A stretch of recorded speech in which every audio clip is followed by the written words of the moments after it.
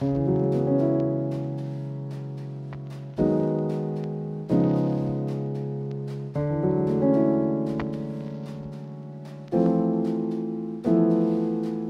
and welcome to Black and White. Actually, I'm in a loss of words. I really don't know where I'm supposed to begin. And I don't know how I'm going to end this show today because it's very special. I'm going to talk a little bit about life. Life is all about the ups and downs, glories and failures, success and failures, happiness and sadness and everything. But if you look at that, that's the totality of life. It's a package. You have to learn to move every second. Every step of your life is a challenge, if you think it's a challenge. But it's a gift, it's a boon for you if you think positively. And I said, look, even troubles and tragedies won't stop my pace. तर त्यति मात्रै भनेर पुग्दैन. आफ्नोलाई मात्रै बाँच्न त everybody can do. But if you start living for others, especially if you start living for your culture, your heritage, your language, everything that belongs to this society, life becomes beautiful. Watch this profile. You'll understand what I'm trying to hint and what I'm trying to present. Sir, स्वागत छ यहाँलाई Black and White मा. Namaste. धन्यवाद विजय. You look young and bright as usual. As I am in touch and contact with the young people. It gives you a different feeling. त्यसैले म आयुहरू आफैले घटाउँछु. आयु घटाउने आफ्नै हातमा छ. अरूको हातमा हैन. Yes. यतिका वर्ष भइसक्यो तपाई, you are an eminent poet. You write. तपाईले नेपाली फोकलोरहरुलाई बचाएर हिडिरहनु भएको छ. इन्टरनेशनल लेभलमा पनि इन्ट्रोड्युस गरिरहनु भएको छ. हैन त गाउँ खाने कथादेखि लिएर होस् या जेसुकै होस्. किन नि यो लाइनमा लाग्नु छ? नेपाल यथार्थमा लोकवार्ता, लोक संस्कृति, लोक जीवन, लोक परम्परा, गीत, उखान, तुक्का, गाउँ खाने कथा, विश्वास, आस्थाको एउटा जीवित संग्रहालय हो. लोकवार्ता वा लोक संस्कृति भनेको परम्पराको तिर फर्किनु होइन, परम्परालाई वर्तमानमा उपस्थित गराउनु र भविष्यतिर उन्मुख हुनु हो. त्यसको अर्थ, त्यसको मानेहरु नि ठूलो हुन्छ. निश्चितै हो. हामीले हाम्रो पहिचान, सांस्कृतिक पहिचान अथवा हामीले आफूलाई चिन्नु पर्यो भने हाम्रो संस्कृतिको जो एउटा ठूलो एउटा खजाना संग्रहालय हामीसँग छ, त्योसँग हामीले परिचित हुनु अनिवार्य आवश्यक छ. तुलसी दिवासा ब्रैकेटमा जोशी, तपाईले आफूलाई दिनुभएको नाम दिवासा, त्यो भनेको के हो? म यो तुलसी रोप्ने एकादशीको दिन अथवा त्यसको छेउछाउ जन्मेको कारणले मेरो बाजेले मलाई यो तुलसीको प्रसाद हो भनेर तुलसी प्रसाद नाम दिनुभएछ. अनि क्रमशः म तुलसी प्रसाद भरै चिनिएँ, स्कुलहरुमा पढेँ. पछि मैले के थाहा पाएँ भने तुलसीसँग सम्बन्धित त अनेक नाम रहेछ. तुलसी बहादुर पनि छ, तुलसी लाल पनि छ, तुलसी मान पनि छ, तुलसी हैन, यसरी धेरै देखे. हुँदा के भने तुलसी माया पनि छ. त्यो महिलाको नाम पनि भयो, पुरुषको नाम पनि भयो. यदि तुलसी रोप्ने दिनमा जन्मेर म तुलसीको प्रसाद भएँ भने म त्यो विशेष दिन बनाएर किन अगाडि बढ्न सक्दिनँ भनेर तुलसी दिवस भनेर मैले नाम राखेर अरूहरू भन्दा केही फरक र अलग भएर आफ्नो नामको न्वारान मैले आफैले गरेँ. फरकै हुनुहुन्छ नि.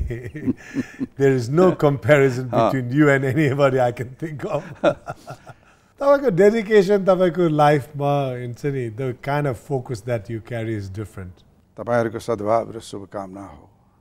यथार्थमा सबै अर्काले लगाइदिएको टोपी मात्रै लाउने होइन, आफैले बनाएर आफ्नो टोपी आफैले पनि लाउनुपर्छ भन्ने पक्षमा पनि म छु. र दोस्रो कुरा, मान्छेले प्राप्त गरेका दुईटा कुरा छन् र मान्छेले स्वयंले आर्जन गरेको, त्यो हो एउटा भाषा जो मान्छेले गर्भ, आमाको गर्भबाट लिएर आउँदैन, र जहाँ ऊ हुर्कियो र बढ्यो त्यहाँ त्यही भाषा बोलेर बोल्छ ऊ।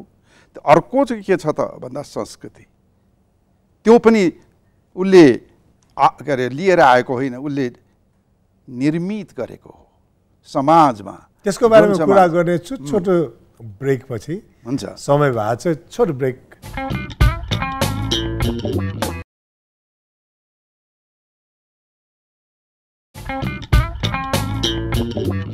स्वागत छ यहाँलाई फेरि पनि ब्ल्याक एन्ड व्हाइटमा। मसँग हुनुहुन्छ तुलसी सर। म त तुलसी सरै भन्न चाहन्छु। स्वागत छ यहाँलाई। त्यो निर्मित जुन शब्द तपाईँले प्रयोग गर्नुभयो नि, त्यो संस्कृतिको कुरा किन नि? एउटा त मान्छे जन्मिँदाखेरि नै त्यो संस्कृतिभित्र नै जन्मेको भनेर भन्ने पक्षहरू थुप्रै हुन्छन्, तर तपाईँले त्यो निर्मित भन्नुभयो। मान्छेले निर्माण गरेको, आफ्नो निमित्त, आफ्नो पहिचानको निमित्त, आफ्नो प्रतिभाको विकास गर्ने अवसर उपलब्ध गराउनको निमित्त।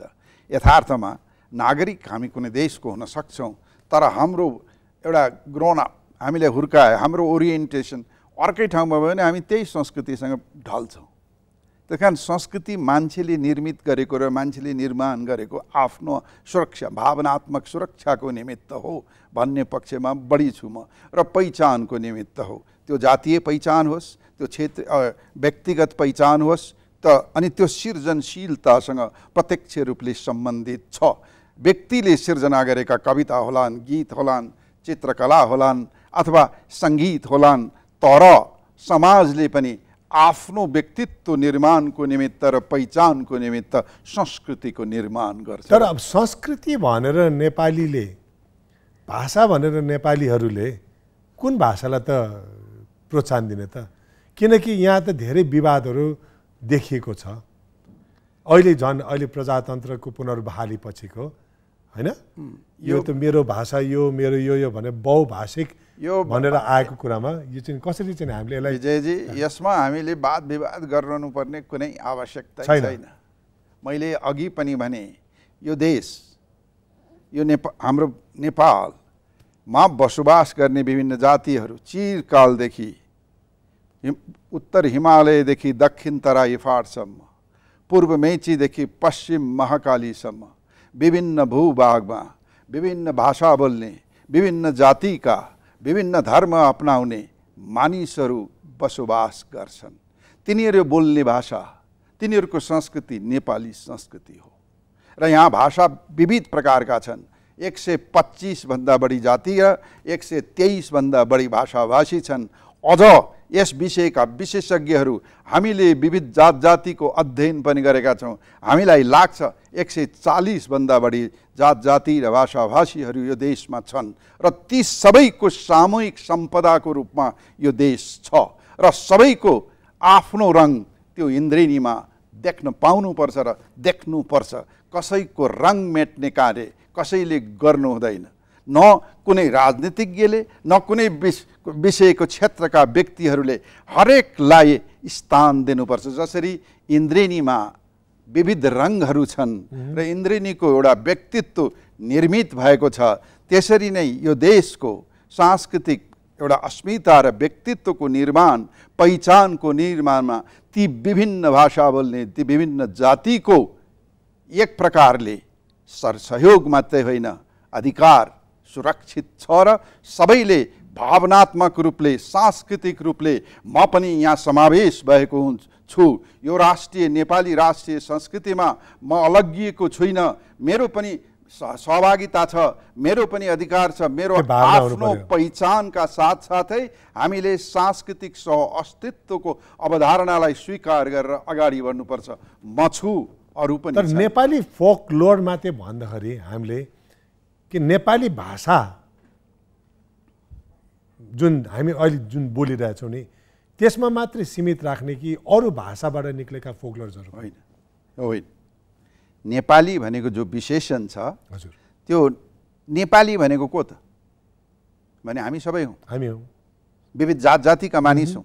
हिमालदेखि तराईसम्म बसोबास गर्ने सबै हामी नेपाली हौँ। हामी विभिन्न जात जातिका छौँ, विभिन्न भाषा। ती भाषाहरू रहेछ नि त सर, मिसइन्टरप्रेट होइन यो। ती भाषाहरू पनि नेपाली नै हुन्। र तिनमा लेखिएको साहित्य पनि नेपाली साहित्य नै हो। तर नेपाली भाषालाई पनि नामाकरण अलिकति गोर्खाली भाषा थियो, पर्वते भाषा भनिन्थ्यो, अहिले आएर नेपाली भाषा भनिएको छ। तर नेपालीको दुईटा अर्थ छ, एउटा नेपाली भाषा जो अहिले हामी कुरा गरिरहेछौँ, तपाईँ हामी बोलिरहेछौँ, अर्को नेपालभित्र बसोबास गर्ने जातिका सम्पूर्ण भाषाहरू नेपालभित्रकै भाषाहरू हुन् भन्ने पक्षमा म प्रष्ट। Thank you so much. Actually that was really mind broadening, a different हराइजनमा लगिदिनु भयो तपाईँले। कविताको कुरा गरौँ न सर, सरको कुनै एउटा कविता सुन्नु मन लाग्यो मलाई। कविताको केही लाइन मात्रै म भन्छु तपाईँलाई है त। जिन्दगी लुगा भए फुकालेर झुन्ड्याइदिनुहुन्थ्यो कोठाको किलामा। जिन्दगी लुगा भए फुकालेर झुन्ड्याइदिनुहुन्थ्यो कोठाको किलामा र एकछिन हेरिरहनुहुन्थ्यो आफू झुन्डिएको आफ्नै कोठाको किलामा। अति गहिरो छ यो त। अनि title is crucifixion. Crucifixion. Wow. Sir, you have traveled world over, educated in different parts of the world. Japan ma pani हुनुहुन्थ्यो तपाईँ। म साँच्चै भन्नुहुन्छ 3/4 संसार कविता र संस्कृतिको नाममा घुमेको छु, डुलेको छु, गोजीको पैसा लगाएको छैन, निम्तो पाएको छु र संसारैभरिका धेरै जस्ता ठुल्ठुला चाहे विश्व कविता वाचन होस् या विश्व संस्कृति सम्मेलनहरू हो, नेपालको प्रतिनिधित्व गर्ने अवसर मैले उपलब्ध गरेको छु र म नेपाललाई त्यो क्षेत्रमा अन्य संसारमा परिचित गराउने प्रयत्न र कोसिस पनि गरिरहेको छु। त्यसमा अहिले पनि केही समय पछाडि म फेरि ढाका जाँदैछु। त्यसै गरिकन उहाँ तेजपुर विश्वविद्यालयमा भएको संस्कृतिमाथिको अन्तर्राष्ट्रिय दर्शनमाथिको सम्मेलनमा म गेस्ट अफ अनर भएर सहभागी भएको थिएँ।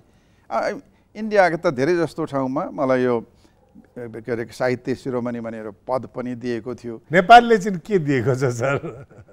नेपालले जसरी अहिले तपाईँले मलाई यो अन्तर्वार्ता गरिरहनु भएको छ, यो नै त त्यस बाहेक सर हामी त रेस्पेक्ट गर्छौँ। मेरो एउटा प्राप्ति हो। म प्राप्तिलाई कहिलेकाहीँ भौतिक वस्तुमा मात्रै सीमित गर्दिनँ। अक्षरहरूको खेती गर्ने मान्छेहरूको एउटा आफ्नै विशेषता हुन्छ। खेती गर्ने मान्छेहरू निश्चित खेतमा आफ्नो अन्न बाली उमार्छन् र तिनै मात्रै काट्छन्। तर अक्षरका खेती गर्ने मान्छेहरूले संसारैभरि बाली उठाउन पाउँदा रहेछन्। र नेपाली साहित्यमा नेपालीमा कविता लेख्ने, नेपाली संस्कृतिमा अन्वेषण अनुसन्धान गर्ने व्यक्ति म अमेरिका जाँदा या युरोप जाँदा या लन्डन जाँदा या जापान जाँदा, कोरिया जाँदा या स्क्यान्डिनेभियन कन्ट्रीमा फिनल्यान्डदेखि लिएर अन्य ठाउँमा जाँदा म सबैतिर अक्षरको बाली उठाइरहेको छु। त्यसको अर्थ के हो त भन्दा कि अक्षरको बाली उठाउन, यदि तपाईँले अक्षरको खेती गर्नुभयो भने त्यो तपाईँको निश्चित परिधि मात्रै हुँदैन। जहाँ जहाँ नेपालीहरू पुगेका छन्, जहाँ जहाँ साहित्य छ, जहाँ जहाँ संस्कृति छ, तिन सबैले आफ्नै ढङ्गले स्वीकृति दिने रहेछ भन्ने कुरामा म पूर्ण विश्वस्त भएको छु। कलामा लागेका सृजनशील व्यक्ति र अन्य व्यक्तिहरूमा डिफ्रेन्सेस हामीले खोज्नु पर्यो भने चाहिँ सरले के पाउनुहुन्छ? सबैभन्दा ठुलो अन्तर भनेको के छ भने हामीहरू जुन चाहिँ सृजनशील व्यक्तिहरू छन् अथवा स्रष्टाहरू छन्, उनीहरूलाई हेर्ने दृष्टिकोणमा आमूल परिवर्तन आउनु आवश्यक छ र छ पनि। हामीहरू विभिन्न ठुलो पदमा बस्नेहरू, मन्त्री, प्रधानमन्त्री, सचिव, कुलपति, उपकुलपति भन्ने आवधिक पद हो र त्यो पद समाप्त भएपछि उहाँहरू सबै भूतपूर्व हुनुहुन्छ। तर स्रष्टा, कवि, कलाकारहरू चाहिँ अभूतपूर्व हुन्छन् अथवा उनीहरू कहिले पनि भूतपूर्व हुँदैनन् र यो यथार्थलाई बुझ्नु अनिवार्य आवश्यक छ। Sir, I really enjoy this energy that you have, the way you profess yourself, the way you present your words, the way you are articulate about the things that you want to say and express. This definitely shows what you are made of. Choto break लीजिए sir. With your permission, stay back with Tulsi sir.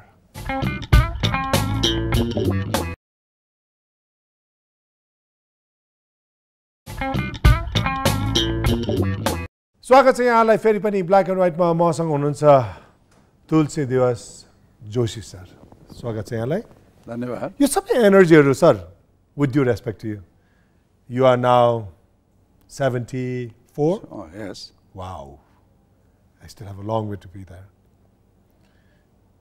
and you are single yes तर कहिलेकाहीँ single हुँदाखेरि यो एनर्जीहरूले पनि help गर्छ नि sir But if you are married and if you had a family, you have a lot of responsibilities divided, sir. Is that a plus point that you carry with you all the time, being single?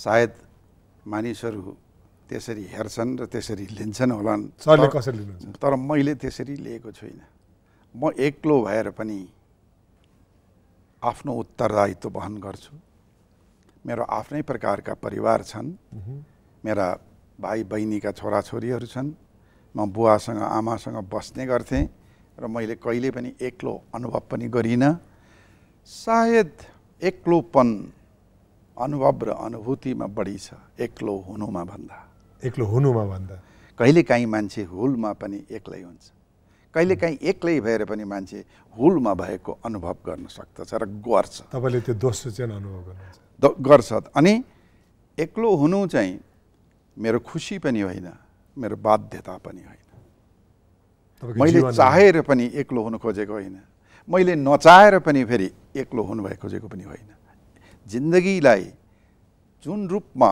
यो बग्यो त्यही रूपमा मैले स्वीकार गरेको छु जिन्दगी सोचे जस्तो हुँदैन जिन्दगी खोजे जस्तो हुँदैन जिन्दगी चाहे जस्तो हुँदैन हामीले जिन्दगीको रूपमा हेर्दा म जहिले पनि भन्ने गर्छु जिन्दगी बुझेको भन्दा नबुझेको ज्यादा थाहा पाएको भन्दा थाहा नपाएको ज्यादा भोगेको भन्दा नभोगेको ज्यादा जानेको भन्दा नजानेको ज्यादा योजना भित्र भन्दा अयोजना भित्र ज्यादा हामी के खोज्छौँ जिन्दगीमा थोरै मान्छेले मात्रै थोरै प्राप्ति गर्छन् बहुसंख्यक मान्छेले खोजेको कुरा प्राप्त गर्दैन सायद सामान्य मान्छेदेखि देवत्वमा उत्रेका मान्छेहरू समेतले त्यसकारण केही न केही अप्राप्ति हुन्छ तर त्यो अप्राप्ति महत्त्वपूर्ण छ त्यसैको कारण हामी सधैँ अगाडि बढिरहन्छौँ र केही न केही गरिरहन्छौँ र गर्नु अनिवार्य आवश्यकता छ जिन्दगी सधैँ हिँडिरहनुको नाम keep moving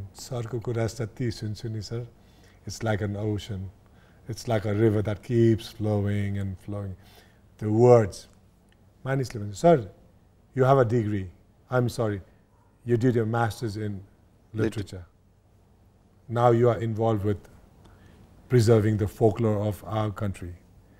You are representing Nepal as the ambassador for the folklores, you know? Culture, literature, everything.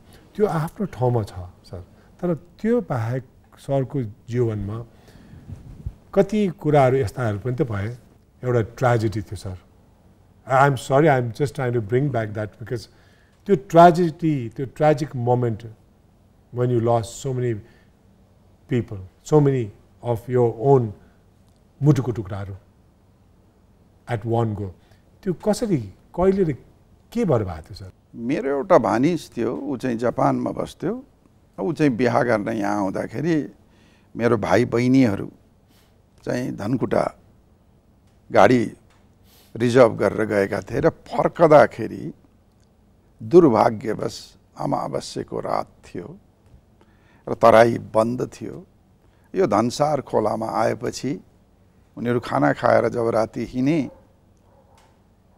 त्यो गाडी चाहिँ बालुवामा फस्यो एउटा अर्को बसलाई साइड दिँदा बालुवामा फस्यो त्यो उठ्न सकेन र उनीहरूले 1 घण्टा 1.5 घण्टा लगाएर त्यसलाई प्रयत्न गरे र अन्त्यमा के डिसाइड गरे भने अब यो उठेन हामी जहाँबाट आएका थियौँ जाउँ ती भनेर उनीहरू फर्के दुर्भाग्यवश उनीहरू बीच बाटोमा त्यो खोलामा बीचमा आइपुग्दा नै बाढी आयो फ्ल्यास फ्लड अनि त्यो बाढीले कतिजनालाई त्यहाँ त 8-9 जनै थिए तर मैले 5 जना गुमाएँ 3 जना मेरा बहिनीहरू दिदी मेरो भाइ अनि मेरो ज्वाइँ त्यो ट्रेजेडीले सरलाई कहाँ चाहिँ पुर्यायो सर त्यसबाट म अझ निश्चित के भयो भने जिन्दगी चाहिँ टेकन ग्रान्टेड गर्नु नहुने रहेछ। म गौरव गर्थेँ 60-65 वर्षको उमेर भइसकेँ, मेरो परिवारका सदस्यहरू एकजना पनि गुमाएको छैन। मेरो बुवा हुनुहुन्थ्यो, I have lost my father at the age of 98। तर मलाई एउटा के लाग्यो भने मान्छेले जस्तै अकल्पनीय घटना घटे पनि भावनात्मक रूपले आफूलाई सन्तुलनमा राख्नु अनिवार्य आवश्यक छ। हामी व्यवस्थापनको कुरा गर्छौँ, व्यवस्थापन बन्द व्यापारमा, व्यवस्थापन राज्य सञ्चालनमा, स्कुल कलेज सञ्चालनमा भन्छौँ। मलाई त्यति बेला अनुभव भयो मान्छेले सबैभन्दा पहिले र सबैभन्दा ज्यादा आफ्नो भावनाको व्यवस्थापन गर्नु अनिवार्य आवश्यक रहेछ र त्यो व्यवस्थापन गर्न सकेन र असन्तुलित भयो भने त्यसको कुनै पनि बेला समाप्त हुन सक्ने रहेछ। यथार्थमा सत्य चाहिँ के हो भने मान्छे सधैँ एक्लो हुन्छ। जन्मिने एक्लै, जाँदा एक्लै, बाँच्दा पनि एक्लै हो। तर मान्छे के हो, परिवारमा, साथीभाइमा, समूहमा त्यो एक्लोपनलाई अलिकति केही समय बिर्सनको निमित्त सहयोग गर्छ। त्यो यात्रामा एक्लो, तर यात्रामा नितान्त, चाहे बिहा गर्नुहोस्, चाहे परिवारका सदस्य हुन्, तपाईलाई भावनात्मक रूपले लागेको चोट अरू कसैले सेयर गर्न सक्दैन। मात्र के गर्नुपर्छ भने तपाईको त्यो अनुभव जो छ नि त्यसलाई चाहिँ के हुन्छ भने केही कम भएको हो कि भनाउन मात्रै सक्छ, अनुभव गराउन मात्रै हो। तर त्यो आफैमा घट्दैन भन्ने पक्षमा। जाँदै do you have anything that you wish to say? अन्त्यमा म फेरि कविताबाटै टुङ्ग्याइदिन चाहन्छु। त्यो के हो भने तिमी नखोज मलाई बाहिर, तिमी नखोज मलाई बाहिर, म तिम्रै आँखाको नानीमा बसिरहेछु। तिमी नखोज मलाई बाहिर, म तिम्रै आँखाको नानीमा बसिरहेछु। सित्तै किन रोयो मलाई सम्झेर, म तिम्रै आँखाको पानीमा बगिरहेछु। सित्तै किन रोयो मलाई सम्झेर, म तिम्रै आँखाको पानीमा बगिरहेछु। तिमी रोएको बेला बाहिर कतै टाढा पानी परे जस्तो लाग्छ मलाई। तिमी रोएको बेला बाहिर कतै टाढा पानी परे जस्तो लाग्छ मलाई। तिमी हाँसेको बेला भित्र कतै घाम लागे जस्तो लाग्छ मलाई। तिमी हाँसेको बेला भित्र कतै घाम लागे जस्तो लाग्छ मलाई। तिमी एकैसाथ रोएर हाँसेको बेला जिन्दगी घाम पानीको गीत गाएर सधैँ नाचौँ जस्तो लाग्छ मलाई। तिमी नखोज मलाई बाहिर, म तिम्रै आँखाको नानीमा बसिरहेछु। सित्तै किन रोयो मलाई सम्झेर, म तिम्रै आँखाको पानीमा बगिरहेछु। Sir thank you so much. Oh my God, मलाई गुज पिम्पल्स त्यो काँडा उम्रेर आयो सर। बुझेँ, मनन गरेँ सरको शब्दलाई। मलाई विश्वास लाग्छ, मलाई विश्वास छ हाम्रो ब्ल्याक एन्ड व्हाइटको दर्शकहरूले पनि अवश्य मैले जसरी मनन गरेँ यी शब्दहरू तुलसी सरका आवाजमा, उहाँको भावनामा, you must have felt. And जाँदै धेरै कुरा त बोल्न चाहन्न, किनकि I would love to dedicate what he recited his poem to you all, to humanity as a whole. Life is nothing if you feel negatively, but life is everything if you feel positively. तर जीवनको यथार्थता एउटै कुरामा सीमित हुँदो रहेछ। त्यो के रहेछ भने हामी एक्लै रहेछौँ। तर त्यो एक्लोपनभित्र पनि आफूलाई वरिपरि सबैको मायाको पनहरूलाई हामीले महसुस गर्न सक्नुपर्छ। के फाइदा त्यो जीवन, जुन जीवन तपाईँ सबैसँग रहेर पनि एक्लो हुनुहुन्छ?